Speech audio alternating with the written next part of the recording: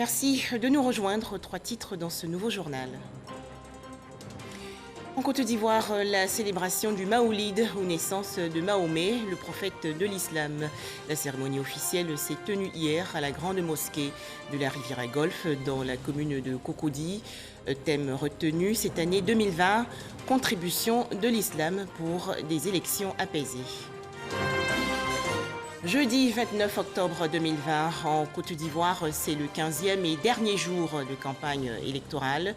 Les populations, elles, sont appelées aux urnes le samedi 31 octobre prochain pour choisir leur président de la République. Enfin, 2 accusés condamnés à mort hier au Mali dans le cadre du procès des attentats de Bamako survenus en 2015.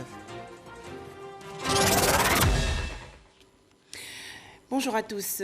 L'actualité en Côte d'Ivoire, c'est bien sûr la célébration du Maoulid 2020 par la communauté musulmane. Le Maoulid commémore la naissance de Mahomet, le prophète de l'islam.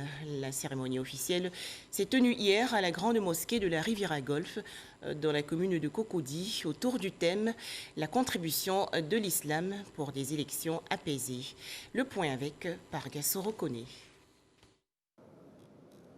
Célébré le 12 Rabi Awal, le 3e mois du calendrier lunaire, le Maoulid a réuni cette année à la grande mosquée de la Riviera Golfe imams, prédicateurs, guides religieux et fidèles autour de la problématique contribution de l'islam pour des élections apaisées.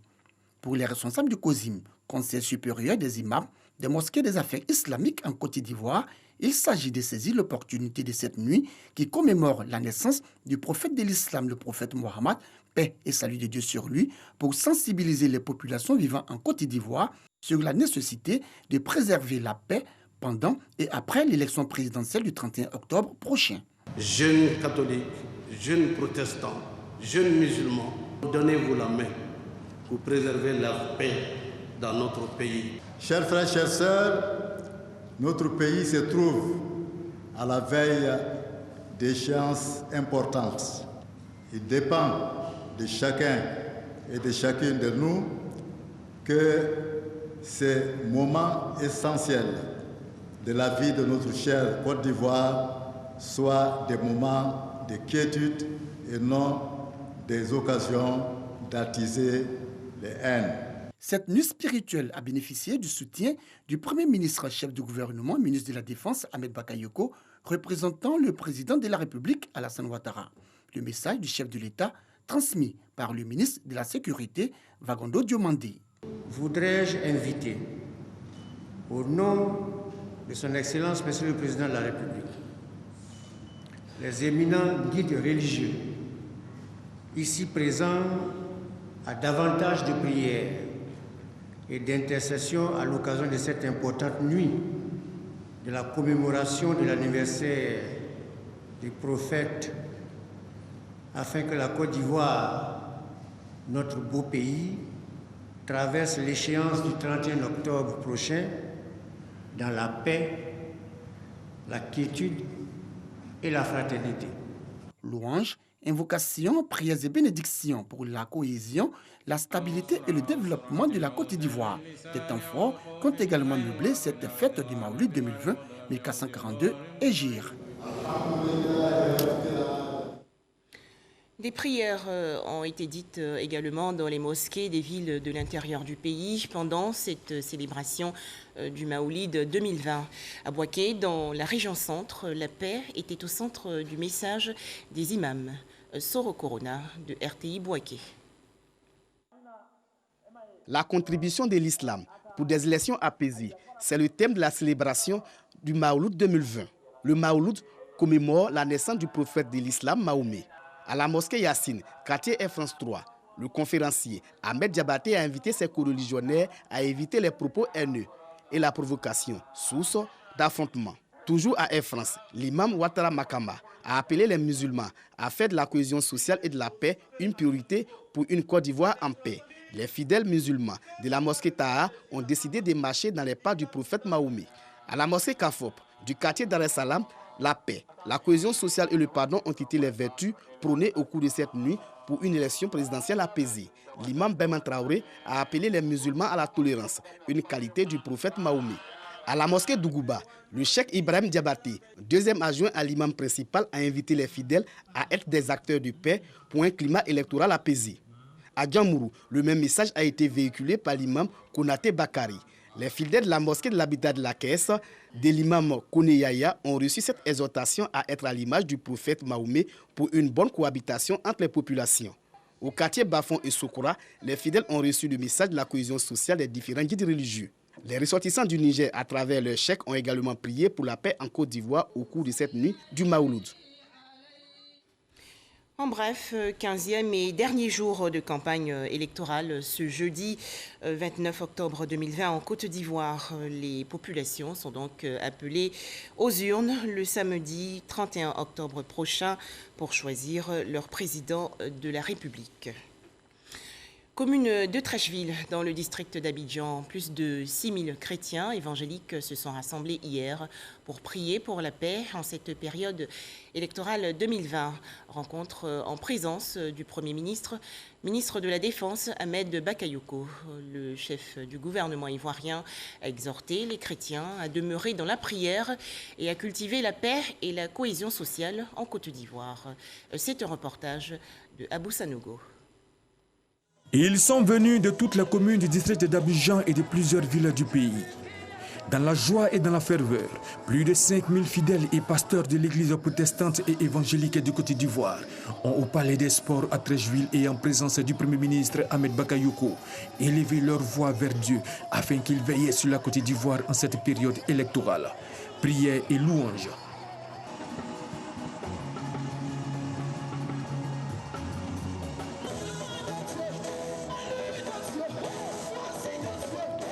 Tous ces hommes de Dieu ont tenu à implorer la faveur de Dieu pour la Côte d'Ivoire et prier pour des élections apaisées. Je refuse la guerre sur mon pays au nom de Jésus. Je refuse que le sang coule. J'annule tous les plans de déstabilisation contre la Côte d'Ivoire. Je déclare la paix, la paix, la paix au nom de Jésus. Nous avons prié pour rassurer tous nos fidèles, toutes les personnes qui vivent en Côte d'Ivoire, pour leur dire d'être tranquilles, il n'y aura rien. Le Premier ministre Ahmed Bakayoko s'est félicité de la forte mobilisation et a salué la contribution de la communauté évangélique à la paix et la stabilité en Côte d'Ivoire. En tant que Premier ministre, chef du gouvernement, ma mission, c'est d'assurer la paix, la sécurité, la joie de vivre, le bonheur de l'ensemble des Ivoiriens. Je ne peux que saluer la contribution exceptionnelle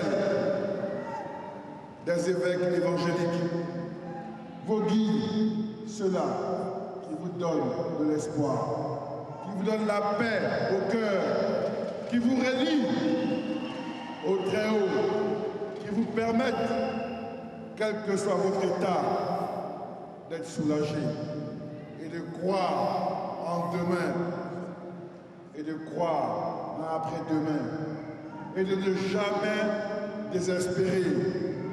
Je vous l'ai dit à Yopougon, je serai à vos côtés pour vous accompagner, parce que votre contribution est puissante, votre contribution est forte. Et le rôle du gouvernement, c'est de vous accompagner. Tous les fidèles, pasteurs, évêques et révérends ont communié avec le Premier ministre Ahmed Bakayoko. L'église évangélique de Côte d'Ivoire revendique à ce jour 8 millions de fidèles. Comment sécuriser efficacement l'élection présidentielle du 31 octobre prochain en Côte d'Ivoire? La commission électorale indépendante, la CEI, a échangé il y a quelques jours avec les observateurs du scrutin. Les précisions de Sidonie Davila. Environ 10 000 observateurs ont été accrédités par la Commission électorale indépendante. Avant la tenue du scrutin présidentiel du 31 octobre, la CEI rappelle les règles du jeu. Observer, c'est regarder sans mot dire et pourtant dire. Observer, c'est de ne pas contrarier au risque d'obstruer l'observation. Observer, c'est contrôler la conformité de la chose à la règle. Et je ne vais pas vous l'apprendre, vous savez le faire. La sécurité des observateurs, la sécurité du scrutin, l'accès des lieux de vote, la CEI à l'écoute des observateurs se veut rassurante. Chaque lieu de vote a des détachements de police, de gendarmerie et de militaires pour sécuriser ce lieu-là.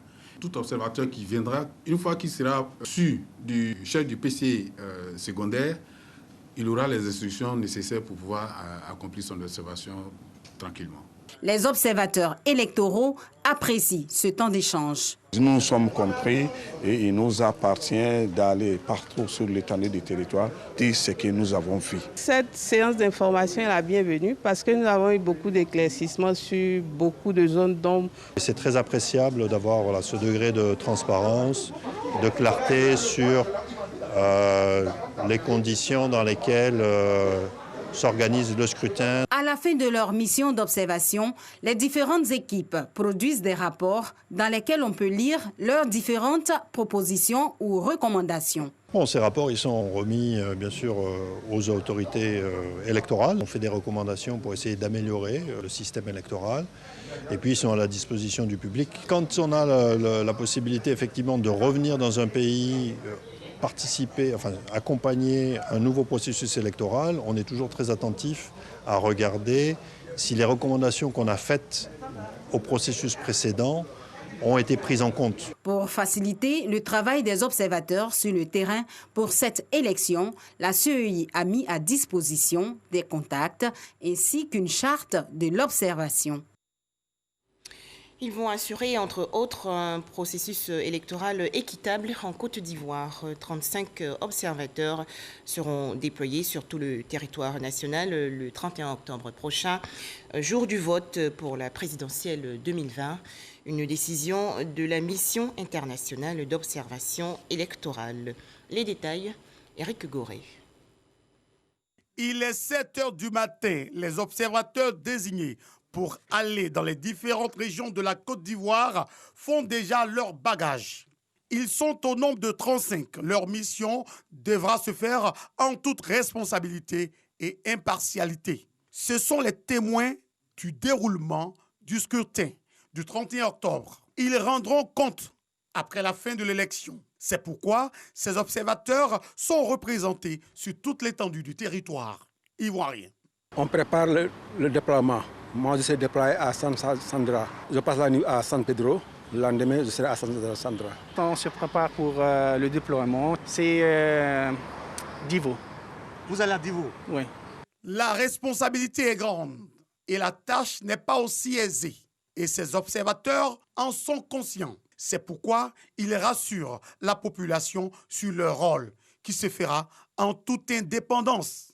Nous avons notre méthodologie d'observation, les outils que nous utilisons d'habitude pour évaluer à tous les niveaux. Aujourd'hui, par exemple, il y a des enjeux qui sont importants pour pouvoir témoigner dans le fond de l'intégrité de cette élection-là. On est sur le terrain depuis la moitié du mois d'août, ce qui nous a permis de suivre vraiment toutes les étapes du processus et bien sûr les étapes les plus cruciales. Ces 35 observateurs internationaux de courte durée qui sont déployés aujourd'hui vont rejoindre 12 autres observateurs de long terme qui sont sur le terrain depuis le 25 août dernier. La paix et la cohésion sociale prônées récemment à Boguédia, dans la région centre-ouest du pays. C'était lors des échanges entre la ministre de la Solidarité, de la cohésion sociale et de la lutte contre la pauvreté, Marietou Koné, et les chefs traditionnels. Pour en parler, Didier Nguessan. Plusieurs chefs traditionnels se sont rencontrés à Boguédia, chef-lieu de sous-préfecture, dans le département d'Issia, région du Haut-Sassandra. Et cela à l'initiative du ministère de la Solidarité. Cette tête couronnée bénéficie pour certains de maisons de chefs construites par le dit ministère, baptisées Centre multi-ethnique de médiation et d'arbitrage. Un cadre idéal pour dialoguer et régler les différends. L'objectif de ces travaux de Boguedia est de trouver des stratégies et des outils de prévention ou de résolution de conflits. Nous sommes venus partager notre expérience. Je suis heureux que Madame ait reconnu que nous sommes les pionniers et je suis véritablement heureux. C'est des problèmes de personnes, c'est des problèmes méticuleux qu'il faut gérer avec patience et avec indulgence. Je suis fier et heureux de participer à cet atelier pour la somme d'expérience que ça va m'apporter dans la vie et les liens d'amitié et de fraternité que ça me fera tisser. Communication, partage d'expériences, travaux en commission et synthèse ont meublé ces assises. Une occasion saisie par Mariatou Kone, ministre de la Solidarité, de la Cohésion sociale et de la lutte contre la pauvreté, pour inviter les chefs à prôner la paix et la cohésion sociale dans leur localité. Votre rôle, c'est la cohésion. Il faudrait que nous puissions juger justement de nos droits, des responsabilités que nous avons, pour faire en sorte que les élections qui arrivent, que ces élections puissent se dérouler sans violence. Le souhait des élus, des cadres et du corps préfectoral est de voir toutes les localités de Côte d'Ivoire dotées de centres multi-ethniques. La rencontre de Boguedia s'est achevée par l'ouverture de l'édition 2020 de la journée annuelle de cohésion sociale. J-2 avant la présidentielle du 31 octobre, les populations sensibilisées à la paix et à la citoyenneté pour préserver la cohésion sociale. À Bondoukou, dans la région nord-est du pays, l'organisation non gouvernementale dénommée Ensemble, imaginons et construisons le futur a organisé une caravane de sensibilisation pour des élections sans violence. Les détails, Jean Djadji. La violence ne passera pas par moi et agissons pour des élections sans violence et sans armes. Voici les deux slogans de la campagne de sensibilisation pour une élection apaisée initiée par l'organisation non gouvernementale Ensemble, imaginons et construisons le futur dans la région du Gontougo. Cette campagne entre dans le cadre du projet d'appui à la politique nationale de contrôle du trafic et de la circulation illicite d'armes légères et de petit calibre. C'est d'amener la population à aller aux élections sans armes et sans violence pour que la paix règne en Côte d'Ivoire. Et aussi sensibiliser aussi les jeunes gens, la population, sur la détention des armes illicites. Nous souhaiterons que, en période des élections, à la fin des élections, et même s'il y aura des élections futures, que nos populations comprennent que nous sommes tous des Ivoiriens. Nous vivons sur la terre ivoirienne.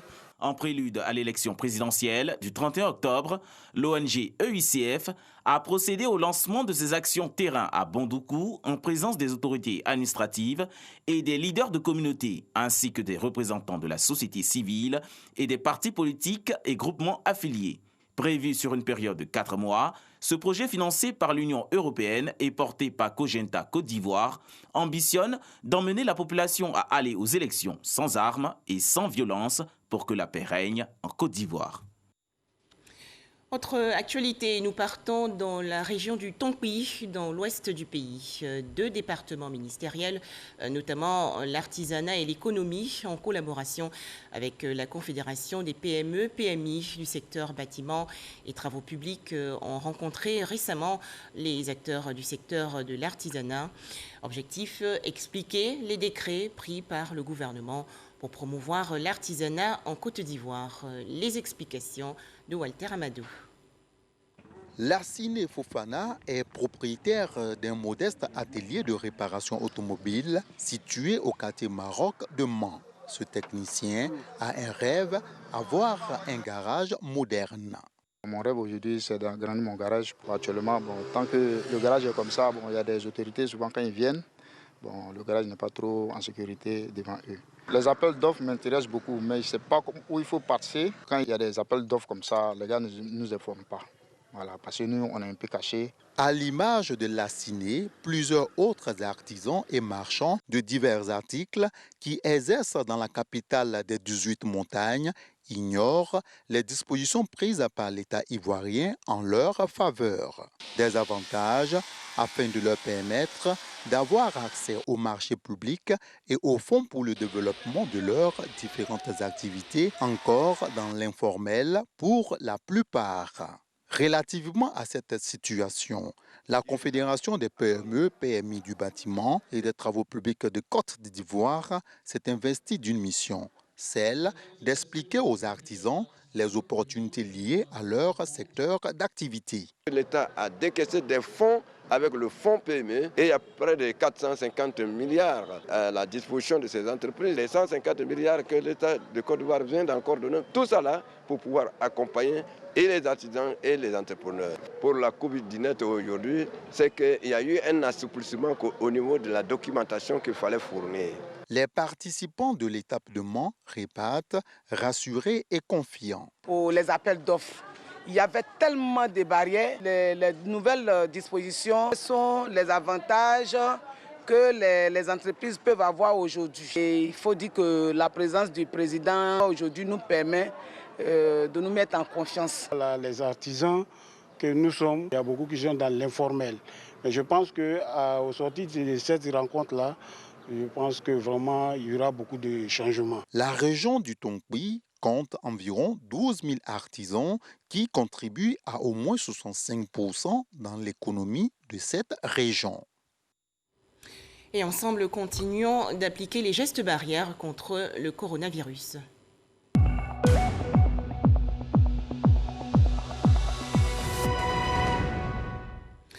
67 nouveaux cas de maladie coronavirus ont été enregistrés hier en Côte d'Ivoire par le ministère de la Santé et de l'Hygiène publique. Le pays compte actuellement 20 555 cas confirmés de coronavirus, dont 20 241 personnes guéries et 124 décès. Toujours au chapitre santé, découvrons cette thérapie médicale contre les cancers. Ce traitement est développé par le Centre national d'oncologie médicale et de radiothérapie Alassane Ouattara. Le CNRO a recommandé ainsi le sport aux personnes atteintes de cancer. Les explications dans ce reportage de Mamadou Kouassi. La cour du Centre national d'oncologie médicale et de radiothérapie Alassane Ouattara de Cocody, transformée en un centre de gymnastique. Une séance de fitness avec les malades du cancer et leurs parents. Ce qui marque la reprise officielle des activités sportives dans ce centre de référence. Une activité qui a réuni une centaine de patients de l'hôpital, mais aussi des personnes extérieures et des parents du malade. Une activité bien appréciée par les participants. C'est important parce qu'on arrive à éliminer des toxines du corps. J'ai eu un cancer du sein, j'ai fait l'opération. Maintenant, je dois faire la chimio, la radiothérapie. Donc chaque fois, il faut que je vienne faire le sport pour me retrouver. Parce qu'après la chimio, tu es fatigué. Donc il faut faire le sport. Tu ne peux pas rester les bras croisés pour te mettre dans ta tête que je suis malade, donc je ne fais rien, je ne peux pas bouger. Il faut que tu bouges. C'est d'abord pour les soutenir, puis de venir participer en faisant aussi du sport, parce que le sport est un facteur de santé, un facteur de rapprochement, pour montrer notre solidarité à toutes ces femmes-là qui sont victimes de cette maladie. Au cours de cette séance, ce sont plusieurs activités sportives qui ont été opérées. Un choix qui s'explique selon la responsable en charge du sport. Ça aide par rapport aux effets secondaires de la chimio. Il y a beaucoup plus de tolérance aux effets secondaires de la chimio. Il y a une régulation du poids. Et on peut le faire à la maison, seul, en regardant des vidéos, en dansant. Il faut à peu près 45 minutes d'activité à chaque fois. C'est depuis 2016 que les activités sportives ont été instituées dans le traitement du cancer. Et selon la directrice du centre, le sport arrive comme une thérapie. Il a été démontré scientifiquement que pratiquer régulièrement un sport, ça aide à réduire les effets secondaires de la chimiothérapie. Vous savez qu'on a beaucoup de malades qui sont sous chimiothérapie dans le cadre de leur traitement.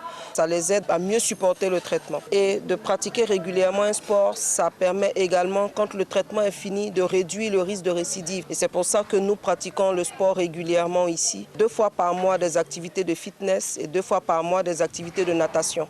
Mais avec la crise de la pandémie à Covid-19, l'activité de natation a été arrêtée parce qu'on ne peut plus respecter les mesures barrières. Dans le cadre des activités d'Octobre Rose, en plus de cette activité sportive, le Centre national d'oncologie médicale et de radiothérapie Alassane Ouattara organise ce mercredi 28 octobre 2020 des journées portes ouvertes cadre d'information sur la trichologie, spécialisé dans la prise en charge des cheveux et le cuir-chevelure. Il faut rappeler que le Centre national d'oncologie médicale et de radiothérapie Alassane Ouattara est spécialisé dans le traitement des personnes atteintes du cancer.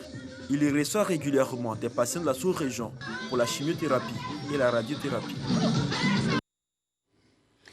Dans l'actualité nationale également, cette mission de sensibilisation dans la région nord, notamment dans le Tchologo et l'Abagoué. Les membres de cette délégation ont échangé récemment avec les personnes retraitées. Objectif, améliorer leurs conditions de vie. À noter que ces seniors ont aussi reçu divers dons. Kader Sogodougou de RTI Bouaké.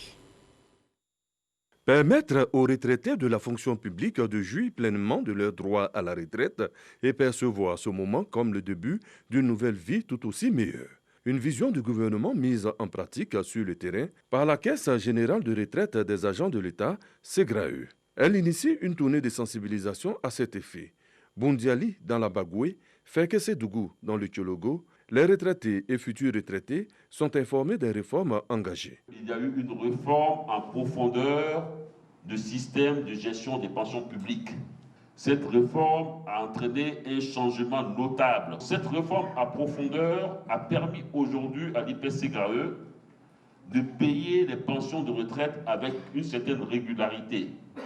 Je dirais même une régularité certaine, puisque tous les 22 du mois, nous commençons le paiement des pensions de retraite sur toute l'étendue du territoire national. Le délai de traitement des dossiers pouvait durer très longtemps, 3 à 4 mois, 6 mois. Aujourd'hui, à moins de 10 jours, le dossier est entièrement traité. D'hier à aujourd'hui, les choses ont visiblement changé. Je suis allé à la retraite fin août 2020. J'ai reçu ma lettre de radiation et je n'ai pas effectué de déplacement du tout sur Abidjan. Tous les documents ont été téléchargés sur mon espace fonctionnaire. Et c'est ainsi que j'ai constitué tout mon dossier. Je l'ai fait partir à Abidjan. Et depuis fin août, il y a eu mon dernier salaire de fonctionnaire. Et à partir du 10 septembre, on m'a envoyé un message que l'IPSEGRAE m'invitait à Korogo. Je suis allé, on m'a attribué un numéro. Et le 22, j'ai reçu ma première pension. Je suis allé en 2003. En 2003, j'ai mis 12 mois pour avoir ma pension. Aujourd'hui, il y a un qui a témoigné tout à l'heure. Au bout d'un mois, il a eu sa pension. C'est merveilleux.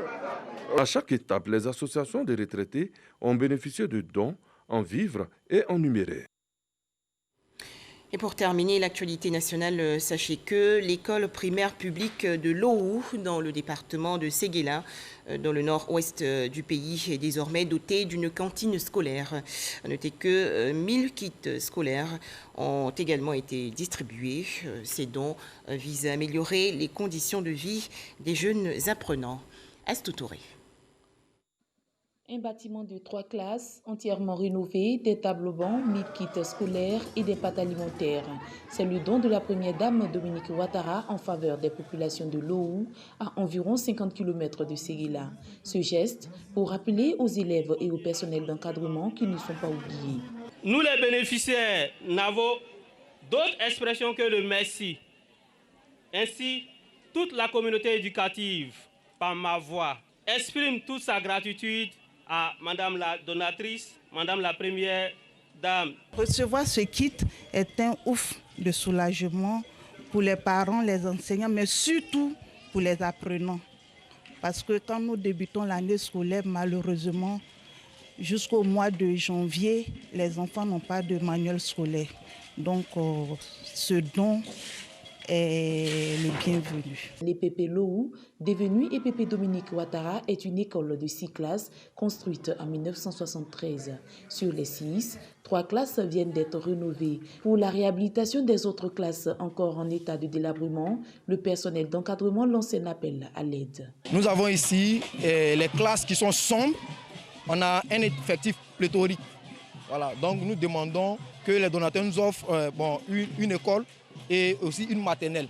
Message bien perçu par Maferima Bomba, première vice-présidente du conseil régional du Ouorodougou, qui s'est engagée à la rénovation des 3 autres classes restantes et à l'électrification de l'école. Permettez-moi maintenant, chers parents, pour vous demander d'entretenir et de préserver le climat de paix indispensable à tout progrès et développement dans le village afin de favoriser l'épanouissement des générations de demain. Je vous invite aussi à poursuivre la scolarisation sans choix ni préférence entre les filles et les garçons afin de leur donner les mêmes chances de réussite. C'est dans une ambiance de fête et de convivialité que cette rencontre a pris fin. En image, le dernier titre de ce journal. Au Mali, le verdict du procès des attentats de Bamako. 2 djihadistes mauritaniens et maliens, notamment Fawaz Ould Ahmed, dit Ibrahim 10, et Sadou Chaka, ont été condamnés à mort hier pour avoir commis les attentats de l'hôtel Radisson Blu et du bar-restaurant La Terrasse qui ont ensanglanté la capitale malienne Bamako en 2015. Voilà, merci de nous avoir suivis. D'autres informations sur notre site rti.ci.